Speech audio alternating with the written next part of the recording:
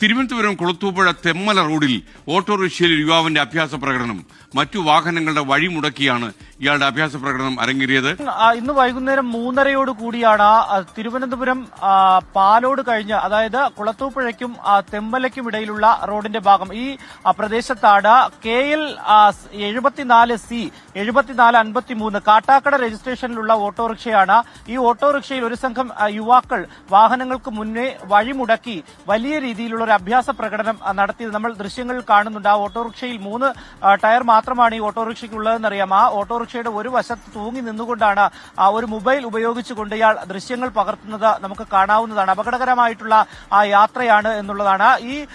ഈ ഓട്ടോറിക്ഷയ്ക്ക് പിന്നിലൂടെ പോയ ഒരു വാഹനം പകർത്തിയ ദൃശ്യങ്ങളാണ് നമുക്ക് അയച്ചു തന്നിട്ടുള്ളത്. ആ ദൃശ്യങ്ങൾ 24 നമ്മളിപ്പോൾ പ്രേക്ഷകരുമായി പങ്കുവയ്ക്കുന്നുണ്ട്. തെമ്മല പോലീസിൽ ഈ ദൃശ്യങ്ങൾ അവർ കൈമാറിയിട്ടുണ്ട് എന്നുള്ള വിവരമാണ് നമ്മളോട് പറഞ്ഞത്. പോലീസ് എന്തായാലും അന്വേഷണം ആരംഭിച്ചിട്ടുണ്ട് ഈ വാഹന നമ്പരുമായി ബന്ധപ്പെട്ടുകൊണ്ട്. റീൽ ചിത്രീകരണത്തിനിടെയുള്ള ഒരു അഭ്യാസ പ്രകടനം എന്നുള്ളതാണ് നമുക്ക് പോലീസിൽ നിന്നും ലഭിക്കുന്ന വിവരം.